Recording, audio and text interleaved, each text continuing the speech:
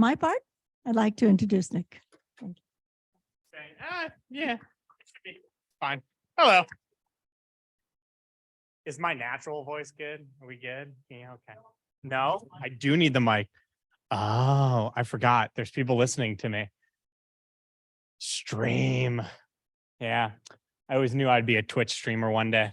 Oh, that dad joke landed flat. Well, with that, so my name is Nick. Hopefully for the recording in the background, they can see me. I have this super fun pitch deck about creating pitch decks, and then we're going to talk about pitch decks. So the irony behind that, but basically, as she mentioned, over the past 10 years, I've been in and out of entrepreneurship myself, mainly in the music space and then into music technology, now going into restaurant and food technology, which is kind of close to my life because there's not, there's a lot of crossovers between the music space and the private event space and restaurants and et cetera. But throughout all that, there's one thing that I've done a lot, which is create pitch decks. And so basically kind of started off, maybe clicker. Riley, how does my clicker work?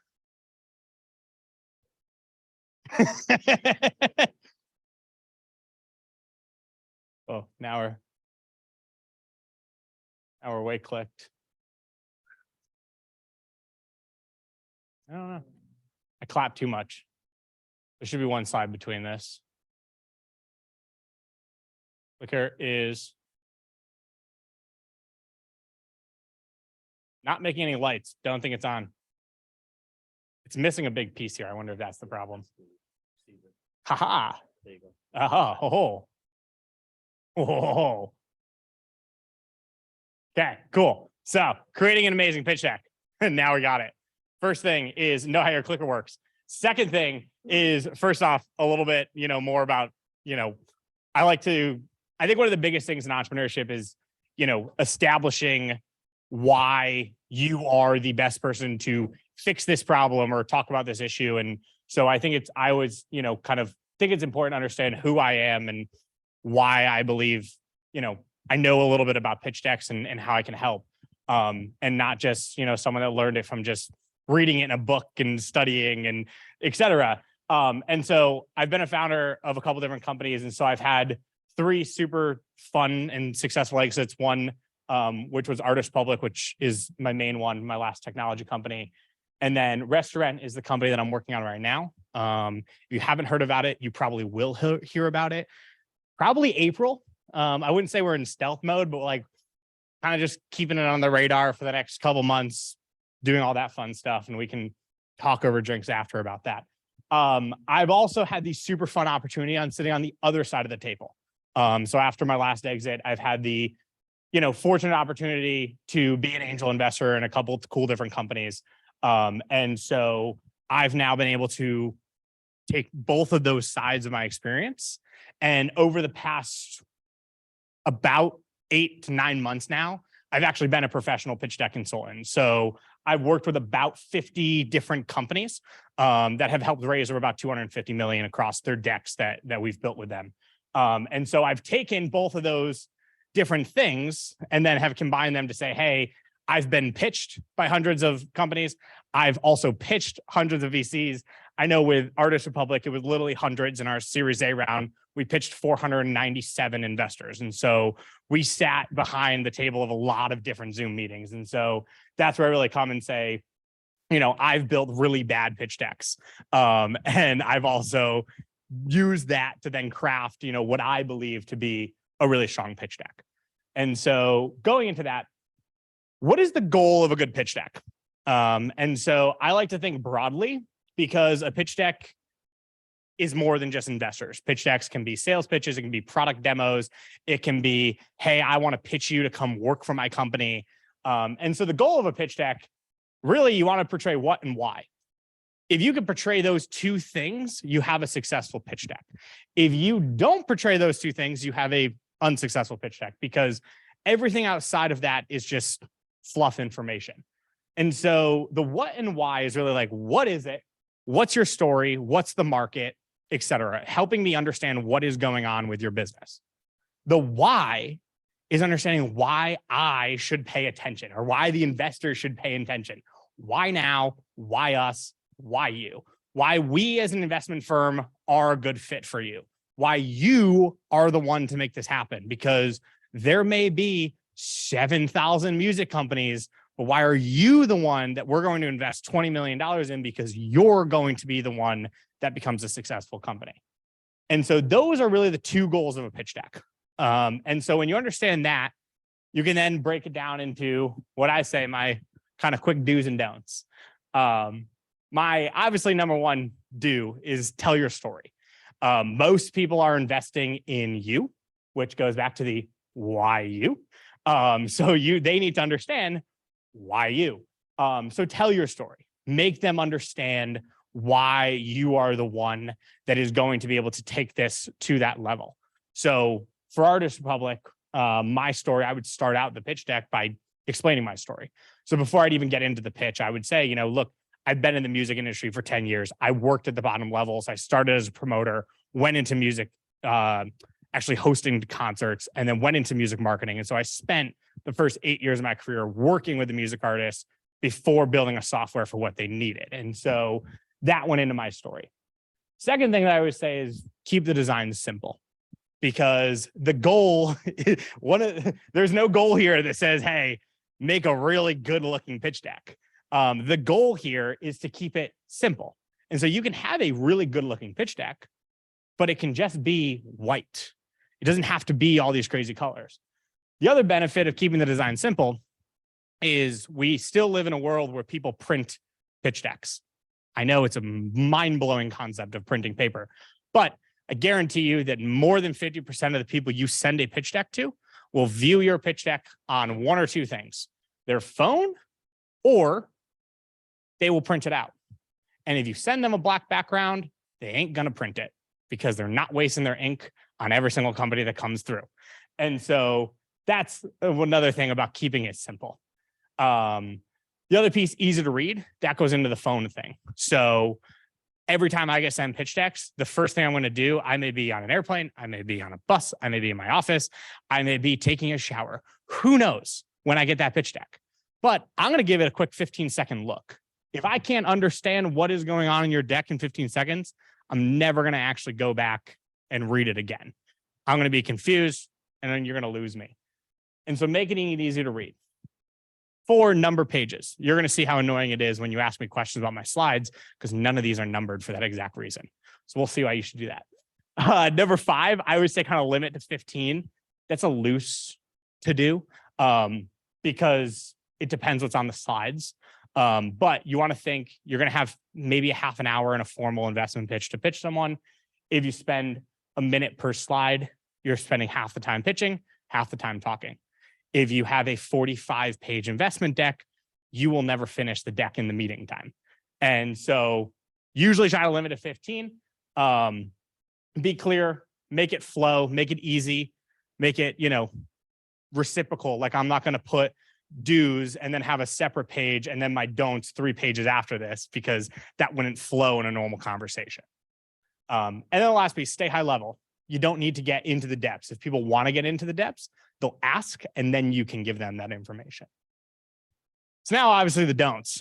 Don't write your story. I said tell your story. Don't write it. Unless you're emailing your pitch deck. And what I mean by that is, like, you're never going to talk to the investor. It's solely over email. It's a print-outable page. You shouldn't write your story. You should tell your story, because you don't want people reading the slides. You want them listening to you and using your slides as a jumping off point. Obviously, no crazy designs. Don't go into too much info. Don't keep your page unorganized going into the flow, the opposite of flow. Never use a black background. Reiterating that. Over 15 slides, and like I say, death by details.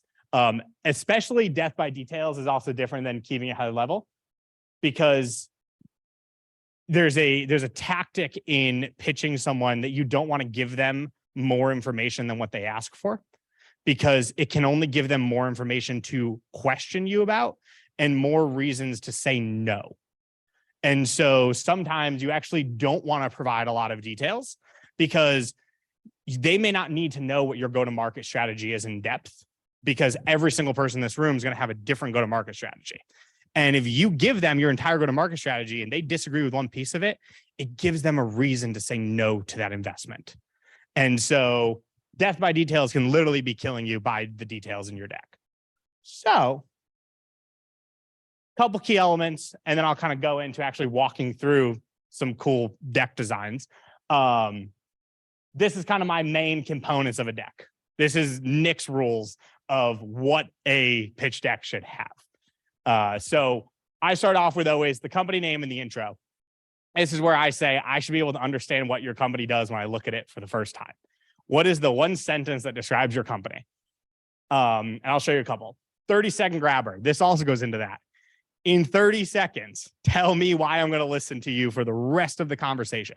So many people start off their second slide with the team slide or their ask or the market or et cetera. The thing is, you haven't sold me yet on the idea. And so I always like to put the team at the end, because sell me on the idea first and then sell me that you're the one to do it. Then once you've convinced me of the idea and the people, then maybe I'll understand, okay, these financial estimates are realistic because you have convinced me on the idea and the team. Because if I don't know you and you tell me you're going to do $1 billion in 4 years, I probably won't believe it. But if you sell me on all this and the team, then I'm going to believe it and then ask. And so that's usually the way that I kind of model the pitch decks that I work on. So before I go into my fire hose of ideas, so any just like quick questions about this are like super burning. You're like, I need to ask it right now or I'll forget it forever.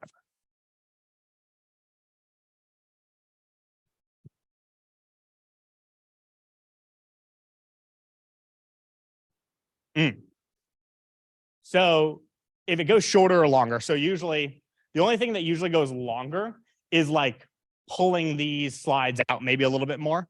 Like you could do like a competition versus like competitive landscape versus all the different stuff. So it's more just details. I would try not to go longer. If it's shorter, what I usually do is I usually combine the slides. So like the company intro, you would then just say the 30-second grabber. You wouldn't actually write it. And then you would talk in that same thing about the problem. Then you would combine these 3 slides. You could cut this down to basically a 3-slide deck. Yes. Yes. No animations, because then they go to print it. But yeah, so like that's how you can combine. Usually the best way to cut a deck is just by speaking the information rather than writing it. So basically I took a bunch of different decks that I worked on over the past couple months, some of my favorites, kind of pulled them together for different examples. So the first one, you know exactly what this company does. They're a platform to personalize how students learn. Right off the bat, you can understand, okay, I'm dealing in the ed tech market. I understand from here that it's some kind of learning modules, et cetera. And so right from here, I can say, you know what? I don't do anything in the ed tech market. I'm not interested, but a buddy of mine is. Or, ooh, I like this market. Let me talk more. So that's when you go into 30-second grabber. This one was one of my favorite 30-second grabbers. You can see insanely simply designed slide. It's their logo. We highlighted the 5x longer because that's what we want them to read. And the 30-second grabber grabs you and says poorly written emails take 5 times longer to comprehend. And you're like, okay, where's this product going? Now, like I said, these are all different companies and different slides. So you may be confused about wanting to know more about a product that doesn't actually make sense. So like the next one goes into pickleball. We were just talking about emails. The problem. This one clearly shows, and this actually combines the problem and the competition slide in one, where it says, hey, there's a problem in the pickleball industry where there's warping and breaking and nobody likes the pickleball options. And so that's where you can kind of combine those 2 slides. But I like this because pickleball is on the rise and, you know, not everyone has a software company. And so how do you present a problem for a physical product company? So the other thing here is then you go into the solution. The solution you want to make clear. And the biggest thing that you'll notice on the designs is highlighting the things that you want someone to read. Well, the good pickleballs are non-existent. And the future of private event bookings, anyone, anywhere, anytime can search, request, and book. And so from a high level, if I'm reading this on my phone, I can quickly see, okay, I know that the future of private events is anyone, anywhere, anytime can search, request, and book. Cool, got it. But then I can read into it a little bit more if I want to. So moving forward on that, then I go into that next stage of, okay, let's understand the market. Now they understand the solution. What kind of market are you talking about? There's a lot of ways to present markets. So, you don't have to copy this exactly because everyone's market is going to be different. Everyone's stats are going to be different, especially this stat, the compound annual growth rate. It can be your best friend. It can be your worst enemy. And you never have to learn how to calculate it. You can just Google it. So don't get scared. My rule of thumb is if it's above 15%, you put it on your pitch deck. If it's below 15%, you don't.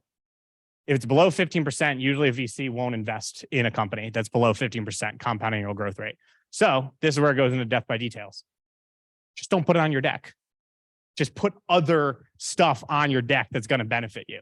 I always say, like, your pitch deck's kind of your dating profile. You don't put bad things on your dating profile. So if you don't like a stat about your market, find another stat that helps benefit you in that trajectory. Or if there's a compound annual growth rate for a longer period of time that gets you past 20% or a shorter period of time, you can use that as well. But that's usually, the key things. You want to know, what is the funding in this industry? What are the companies doing? What's the compound annual growth rate and what's the total market size? Those are, the basic stats. And so continuing forward, the business model. I want to be able to read, understand, and present it quickly where I say, hey, this is how we make money. And this is how much we profit, or this is our profit margin, or this is, our gross, or our growth from this, et cetera. Or these are our two ways of making money. There's so many ways to present this. And I can actually go back and show other slides if anybody has questions after, because I have so many different versions of presenting a model slide. But this is probably my favorite of just like, look, we're a SaaS model. We do this subscription, and that's our net profit from our subscription. It's clear, it's easy to read. And from a high level, I can see, hey, okay, they do 999, they do 85% profit margin. I'm interested in learning more. And so looking at the competitive landscape slide, there's so many ways to do this. And so some of you may have seen a competitive landscape slide where it's like all these different companies and there's check boxes and stuff like that. So before you get to a slide like this, you have to ask yourself, how does my company fit in with the market? Is it a matrix like this, where in the food space, we had a bunch of different companies that fit in different areas? So restaurant was a matrix because it fit in one area. Artist Republic, our last company, was a combination of every company in the ecosystem. So the way we did the competition slide was we put Artist Republic's logo in the middle, and then we put every company around it. We said, hey, this is how we fit in the middle of every single company. But then there's other things where you're like, hey, this is how we actually stack, because all these other companies are similar, but we have better feature sets. And then that's, you do that kind of that graph. But the goal here is there's really only one goal here, which is to show to whoever you're pitching that you understand that there's other competitors, and you understand how you're different. That's the only goal here, no matter how you show it. Because a lot of times you'll be pitching someone, they'll be like, who else is doing this? You're like, nobody. And then they go home, they Google, they find someone else doing it, and they're like, you're a liar. Okay. Even though that person, like, I had an investor with Artist Public who told me that we were similar to The Voice. And I was like, we're not one bit. But they thought that. And so when I said that there was nobody else in the market, in their mind, that wasn't true. And so that's why you want to do this. You want to help them understand this is how the market is. You may not be in my market. This is how it is. This is how we fit. And this is why we're different. So if you go home and do a quick Google search, you won't get scared. There's a lot of other competitors and get scared away and not talk to me again. So for us, like we said, hey, this is how we fit, but no known solutions currently exist for our niche of this market. But we understand that OpenTable and Toast and all these other people exist and that they could be competitive. but we know that right now we sit in our own box. And so you obviously want to have your team slide. You want to say, hey, this is who I am. This is why we're amazing. This is the why us. Convince why you. And this is where you don't want to be humble. You want to be confident about your abilities of, hey, this is why I'm the best entrepreneur to do this job. Because not every entrepreneur is the best at everything. Like, I will admit, I suck at finances. I'm not good at, accounting. I have half a, quarter of a legal degree. I'm a little bit dangerous, but I need a lawyer. Not good at PR. I'm not a data analyst kind of guy, but I'm really good at the marketing, sales, and growth sides of things. And so then you want to actually put, other people around you that then complement those so that everyone understands you have a holistic team. And so someone can very easily ask me like, hey, Nick, how do you fit into this? Well, here's the things that I do. I own the product development, the sales, and the marketing. Okay, Nick, what does Anne-Marie do? Well, she has 30 plus years more business experience and technology experience than I do. So she manages that technology side of it. What does Ed do? Well, he has 40 years in the restaurant industry and owns 15 restaurants. So I can tell you right now, he is our restaurant guy. Everything restaurant questions, et cetera, that's where he fits in. And so you want to really piece all of those things together and give that holistic picture of this is why we are the ones to do this. So revenue, this is back to actually the pickleball company. There's so many ways to show, revenue and financials, but the best thing to say is, what are my projections? Projections are not that hard and they're super scary. They're super daunting. For restaurant, I've actually built, the most scary projections I've ever done. So if anybody has needs advice, feel free to LinkedIn message me, because I just went through hell with it myself on an Excel sheet, and I'm openly proud to share it. So you guys don't have to go through the same thing. But it's really, especially in a pre-product case, you really have to understand and what is realistic with your projections. So for restaurant, for example, it's not in the market yet. So what do? We said, hey, we think it's reasonable that by June, we will have 250 paying subscribers. Why do we think it's reasonable? Because we already have 50 people signed up. Okay, that's reasonable. So then we start there, and then we set a achievable, reasonable growth rate of, we said, we want to grow 15% more than the month we did, continuing on. And so, yes, that's kind of more of a linear curve. But then I always say, if that number looks too high, you can also add a inhibitor to it, because you don't want to say that you're doing $2 billion in the next 4 years, even though you and I both know that you probably could. A lot of these people you're meeting for the first time, they're going to laugh because everybody says they are going to do $2 billion. So like with Artist Republic, we actually took all of our projections and divided them into a third. And we said, okay, we know what we're going to hit, but these are the projections that we're going to put on our deck. And so that's usually the way I, build projections and present projections.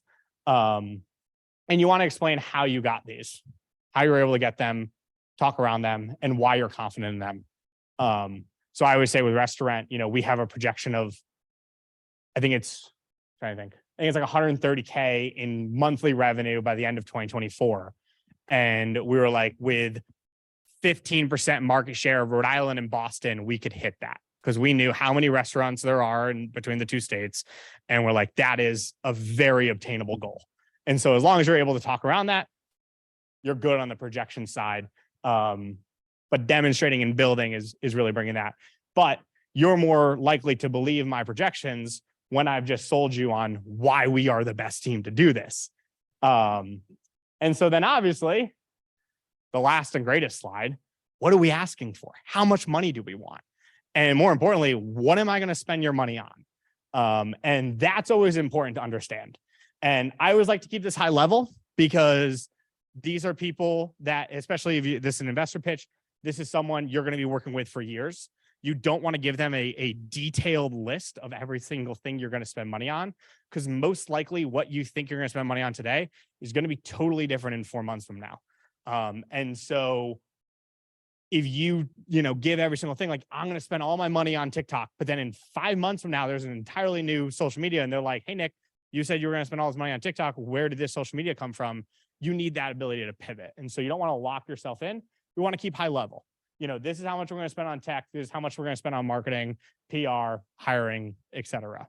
And so that's how I kind of look at the ask. But more importantly, you have to ask. You have to say, this is how much money we're asking for. This is what we're going to spend it on. And sometimes down here in small print, you can put like what the terms of the investment are, just so people have it. And then obviously the last slide, which, in a pitch deck, you wouldn't write questions, but I always like to say like, it's like a cheesy closer, lighten up the mood to start the conversations. Like an artist public, it was representing independent artists. We're like, are you ready to be independent with us? ? And we're like, haha. Okay. So normally you want to like have a good question that pulls people in and starts that ask of, hey, are you ready to do this or not? Because too many times if you don't ask for a specific yes, usually if it's not a yes, it's assumed a no. Even if it's a maybe, it's a no until it's a yes. But with that, questions? Let's do it. Yes.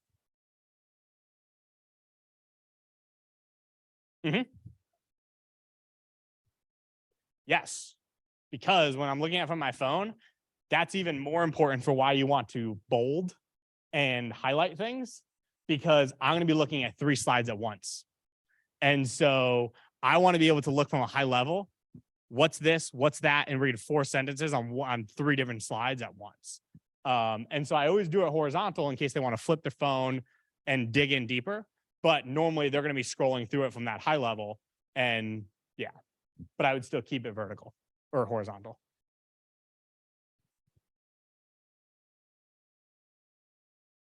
Yep. Exactly. It's to make me listen for another 30 seconds and yeah, get that next meeting. And how do you get the next meeting, Lou?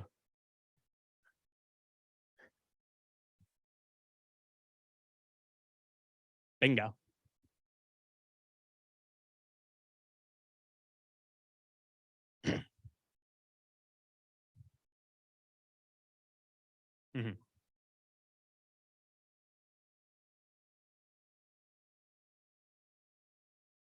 Which, if anybody wants to meet a really cool person, Lou is also the person that sold me on going to Bryant, because I was a little senior in high school and I was at open house day at Bryant, and Lou was like asking this whole group of people, hey, why do you want to be entrepreneurs? Some kid was like, I want to be my own boss. And Lou was like, well, then don't be an entrepreneur because you have to answer to your investors, your board, your employees. And I was like, I like this guy. And Lou's great. So if anybody wants a great conversation, I highly suggest picking Lou's brain. Yes, I saw your question.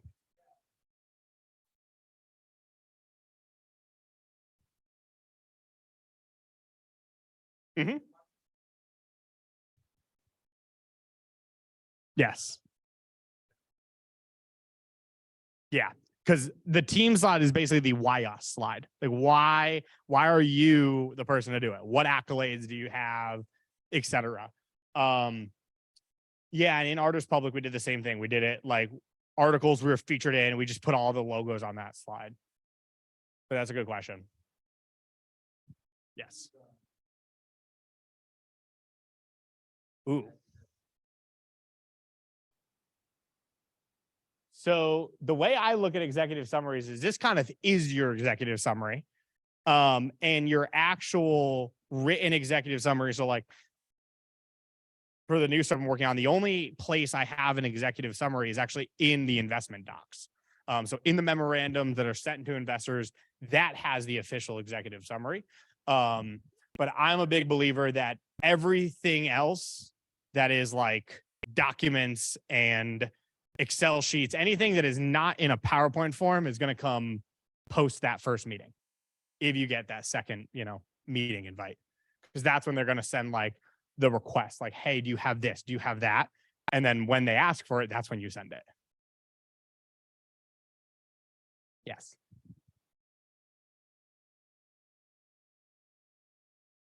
In the deck, no. In your head, yes.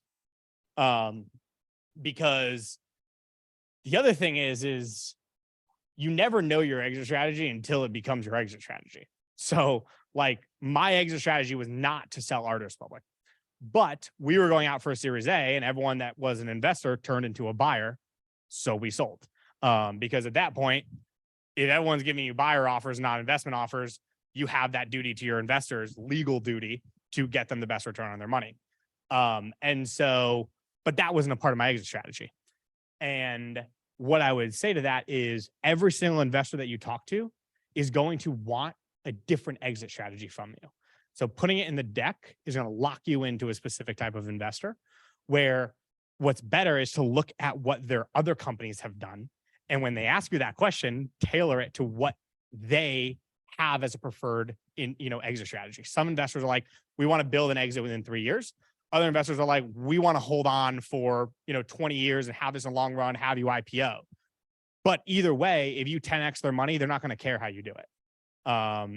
But they will care in the beginning. But once they're in the relationship with you, as long as you get a return on their money, they're going to be happy with it at the end of the day.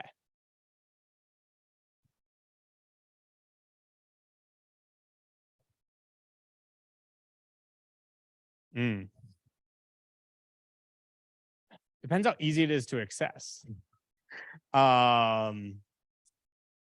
Artist Public, we spent, so like the restaurant one, I spent probably an hour on it. It was, the restaurant industry has so much data. The music industry has no data. And so that we had to get creative. Like if you Google how many music artists there are in the world, it'll say that there's like 100,000, which is not correct at all, because that's using IRS like filed codes of someone saying that they are a music artist. And so, but the way we actually built our population for our TAM was we went on Facebook and we put an ad to every music artist, anyone that identified as a music artist on Facebook. And that showed us that there were nearly about 10 million. So like, okay, there's a lot bigger people, because a lot more people say that they're a music artist that may not file a tax return for it. So it depends on that. But as long as you have the core metrics is what I would say. Lou, I see your hand. Yeah.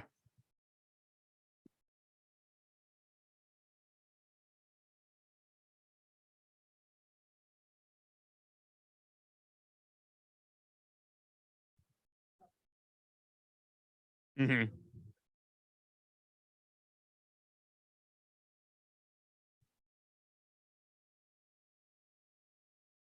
Yeah.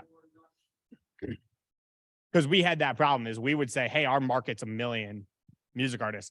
And then they would go home and Google and they'd find 100,000. They'd be like, you're wrong. And we're like, no, let me actually show you why 100,000 is wrong. And here's our correct model. So yeah. I wouldn't spend all your time, but enough time to confidently say, your market. Yes. Ooh. That's a great question. I think that comes down to telling the story. So like, we're the restaurant, we haven't launched yet. We don't know our customer acquisition costs. We haven't put that into the data. Nobody's asked us for it. We haven't put it in the data. I think it's investors also know at what point you are. And they're going to know what data you have and what data you're not going to have. And so most likely if you're pre-product, probably not going to ask you for customer acquisition costs. They're going to ask you what's your plan for acquiring customers, but maybe not what that cost is. I saw your hand up next to it. Yes. Okay.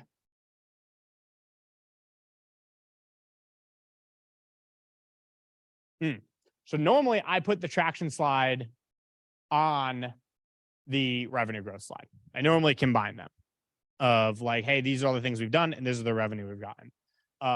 There's a lot of different ways we can do it. But so like you can see down here, we've added channel partners and we've added wholesale orders and all this different stuff. So like that kind of adds in like, hey, here's our traction in addition to revenue. Because at the end of the day, the biggest thing they care about is revenue traction. But you want to use those other things that you've done to kind of, add on and inflate that traction. So I usually combine them into one big slide. Yes, I would definitely put that. Yep. Yeah. Yeah, I would put that under like, and then that's when you would just change the title to traction. And then you would say, we have more than just financials on this. We have financials and patents and stuff like that. I saw your hand, and I'll go back to you. Yep.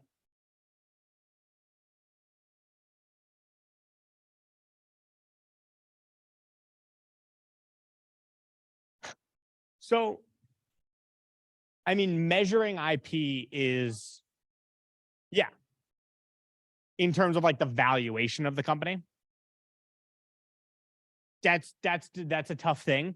But at the end of the day, I wouldn't say it's too much different than the tough thing of just building financial models in the first place for a pre-revenue company. Because at the end of the day, it's guessing. You're making an educated guess that you also are going to hold yourself by.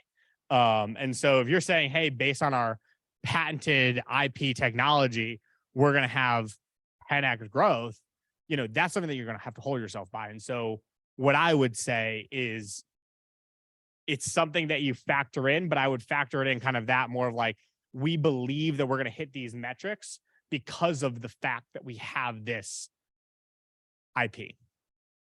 But IP is also a tough thing. And I see Lou raising his hand. I know he's going to correct me on it. So Lou.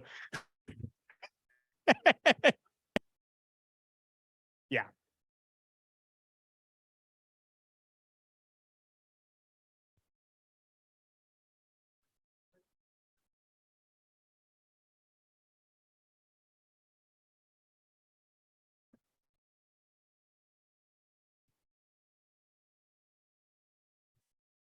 Yeah. Yep. That is a good point. Like I said, I only got a quarter of a law degree from Bryant, so patents wasn't on that one. I can LLC and C Corp, but outside of that, you in the back. Yep. Yep.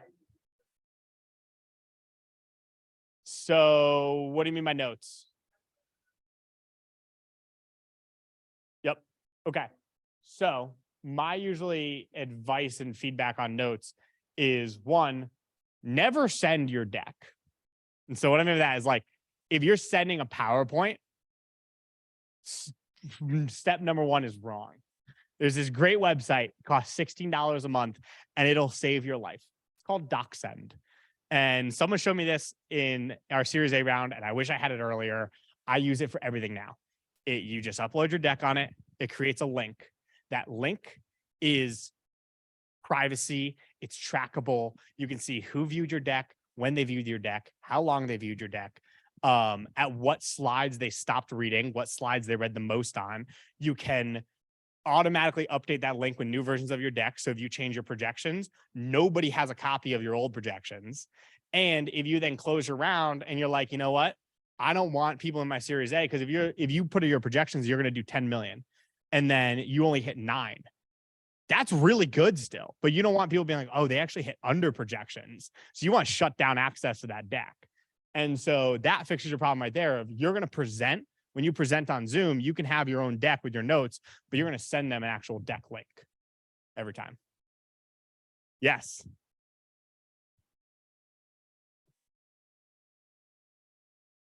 Yep. That's also true. Some people do require, like I know accelerators. Yeah. Exactly. In that case, kill the notes, make a separate copy. But if you're sending it out to like investors and stuff like that, you send the link. Usually accelerators, pitch competitions, they actually make you upload that file. So then, yeah, at that point. Yes. Yeah, no worries. It's called 𝐷ocSend. Yep. It's now owned by 𝐷oc𝐄, not to be confused, but it is 𝐷ocSend. Actually, maybe owned by Dropbox. Is it part of Dropbox? Yeah, it is part of Dropbox. Oh yeah, it gives you everything. I could see how many times someone viewed my deck. I could see who viewed my deck, what their email is, the whole 9 yards. It collects all of that. And so I can see like this investor only looked at my deck for like 10 seconds. They are definitely not interested. Or I can see this investor came back 5 different times onto my deck, viewed different slides. Someone else from their firm viewed it. And so you can really see like, okay, this is really intriguing. Yep.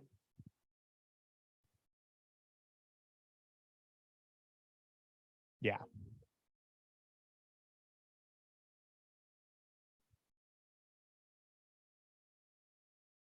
Yes.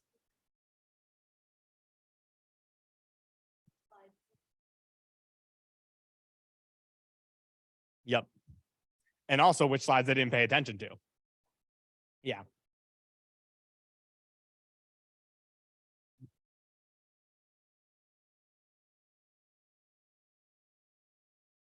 Yes. Yeah. Which is nice because you can see, like, if they dropped off, if most people are dropping off on your fourth slide, then you got to move information in front that's going to get them to read past your fourth slide because clearly you've lost them on the fourth slide. But we got 10 more minutes. What else we got? What other questions we got about pitch decks? Yeah. Yeah.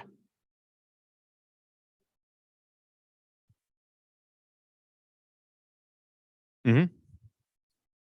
Mm-hmm.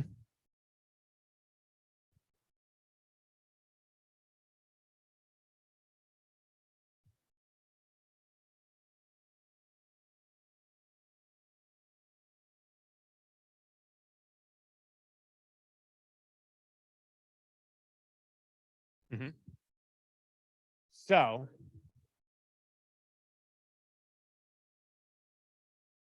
there's a couple things I can say there. So number one, a good company doesn't only have to have one problem. Like they could have a bunch of small different problems that assemble into one that deliver value to make the company. The problem is usually if you have more than two problems on a slide, an investor is going to think you're not focused. Not that your company is not good. It's just how it is portrayed. And so, yeah, the question is, how do you portray that? So it really comes down to, there was an interesting thing that we did because we struggle with that with Artist Public because we had this 360 suite of tools that every single thing provided value. And every single investor we talked to got confused by that because it was so much. And so what we did is we broke down our model to say, hey, we are a record label online. Every service that a record label does, we do. And so then instead of telling them all the services, we just said, we're a record label. And then we lumped all of our services underneath that. So that's one thing I've done with a lot of the clients is like the pickleball one, for example, he has a whole suite of product SKUs, but his core is pickleball. It's literally a better pickleball. So we focused the entire deck around a better pickleball. Then we added in a slide at the end that was like, but here's everything else that we do. And so that's usually the way, like it's unique, and we'd have to sit down and actually like go through like how each benefits are going to fit in. Because if there's two really apparent ones or one really apparent one, you focus on that and then add in but with that, there's all these other things that just are, secondary benefits because of us solving this solution, is usually the way I approach it, but it's really unique to each company. But for the most part, it's one of those, I would say it's one of the two hardest tasks that I say for a company and a pitch deck is learning how to define your company in one sentence. It took me 2 or 3 years on most of my companies to understand how to say what I do in one sentence, in English words, like simple words, no long syllabled words. You're a record label online. You don't empower decentralized communication skills. No, you're a record label online. That's the hardest thing to do. And then the second hardest thing to do is like, what's that one problem that I solve? Yeah. My man.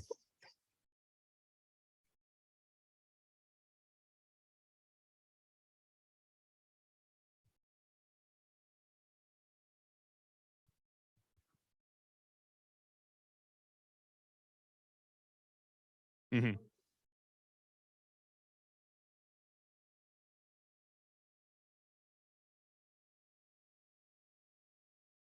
Yeah.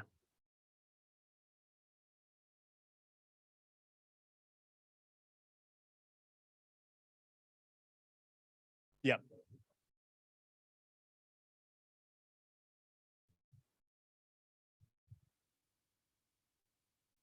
Yeah. Yeah. Like so using the new company, for example, for restaurant, like we have 17 benefits that we provide to venues, but our main benefit is we save them time and save them money. That's the benefit. The problem is they're losing leads. So we broke it down to all this different stuff. Now they lose leads through 17,000 different reasons that we're solving, but that core thing is like they lose leads and we're going to save them time and money. But we also have that thing where with that company, it's a marketplace. So there's two people. So we have to solve a problem for the venues and we have to solve a problem for the user.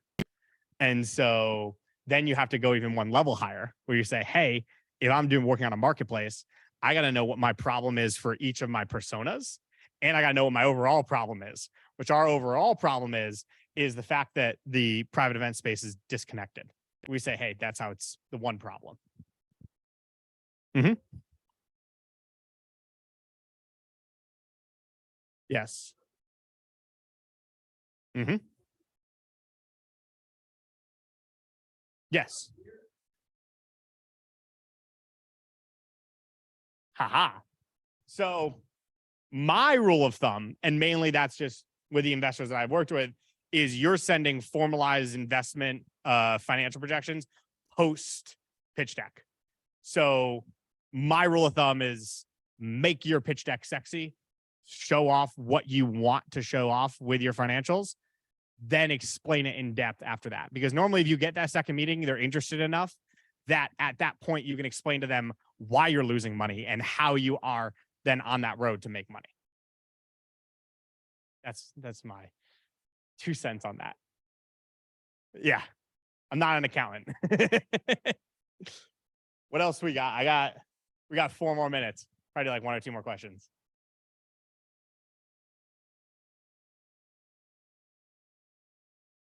Cool. I mean, if not, we can all just go to the open bar. But if we do have questions, that's also cool. Yeah.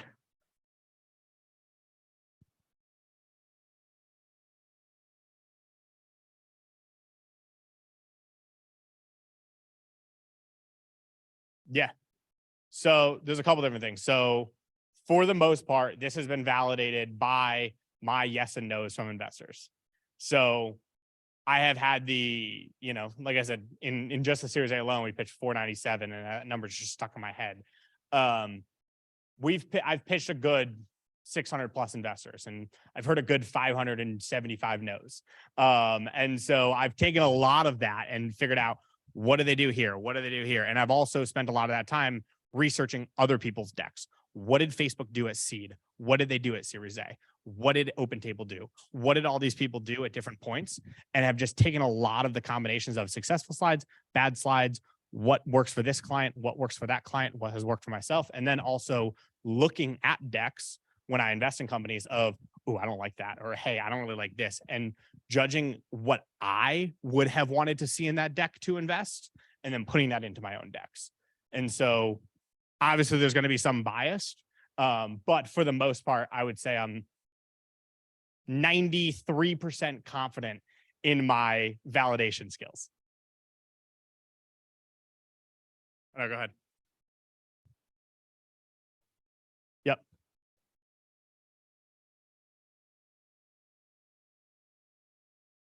What do you mean when you from the investors? Oh yeah. Yes. Oh yeah. Yeah. Normally you're not going to get feedback once you let them off the call. But if I see a pitch going wrong, I pivot. And that's when I pivot into feedback. If I can tell on a call, okay, they're not going to invest. Okay, talk to me about, when you were going through this pitch, what made you not want to be interested in having another meeting? And so using that, because obviously you don't want to ask for feedback if they're going to invest, because you want to be confident that your pitch deck is the best. But if you see that pitch going wrong, then you want to ask for the feedback there. Lou, close us out.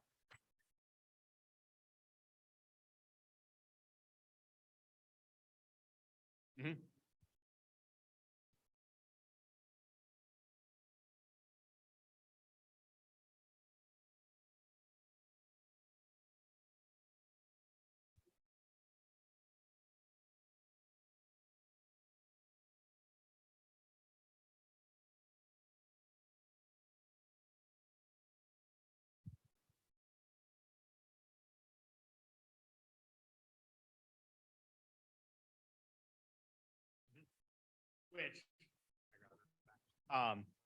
which I had 497 pitches because exactly we made that mistake, and we had the trouble in the music space of we didn't have music industry investors. So we went out to the music industry investors and they were all like, we don't have any capital. We're just now sitting on our funds waiting for them to cash out, et cetera. So then we knew that we had to spray and pray to get a Series A, which is why we had super weird buyout offers. Like we had tobacco companies trying to buy us out. It was an insanely interesting time because of that strategy, but that then pivoted to our strategy. But where with restaurant, we talked to 5 investors and we closed 5 investors because I knew exactly who I wanted to talk to, why they were qualified for this. And I told them, this is what you're going to do. I'm not going to talk to anyone else. You're my 5 investors. You're in or you're out. And so, but that was that total, different approach. Cause I went early on and I was like, I need a marketing guy. I need a food guy. I need, an industry guy that's going to help me lead my next round. I know exactly what I'm doing. I want it all in Rhode Island. Who's it going to be? And then, went out and pivoted. And that was exactly that, 5 and 5. Yeah, that was a good closer. Yeah, good closer. Thanks. Thanks very much. Thank you. It was great. I actually realized why when I look at pitch books, I like some of them and I don't like others. I'm kind of the detail person, and so the one comment I would make in the competition when you submit a pitch book, if you decide to compete and you make it to the semis, the number one thing is convince somebody that it's an interesting and potentially successful business idea and solution, and that what you're talking about. And that goes to competitive landscape. It goes to, however general your projections about what it's going to, what your revenues, how you're going to market, all of that. It's about building confidence that you know what you're talking about and having enough, I don't want to use the word detail, enough information in your pitch deck so that the person reading it doesn't think you haven't got a clue. That's the number. When I'm looking at them, I look at it and I say, these people have thought about most of the high level questions I would ask. If you haven't if they don't cover what were sort of the high level type questions that somebody going into the space you're going into is likely to ask, you're probably not going to do well in the competition. I can't speak about whether you get the second call, but in our, it's got to look like what you're talking about and that you are credible in terms of taking it forward. So thank you all. I think there's a bar, and thank you very much for coming and for weathering this crappy weather. So thank you. Just want to thank, round of applause for Rhode Island Business Competition. And thank you so much, Nick, for being here. We love your presentations. Just really quick, we have the bar open for another hour, beer, wine, non-alcoholic options to enjoy. We have a session going on downstairs in about 5 minutes around purchasing real estate and how to do that if you might not have a W-2 to show the bank. So please join that if you're interested, but it's a choose your own adventure. So also enjoy the drinks at the bar. Thank you guys.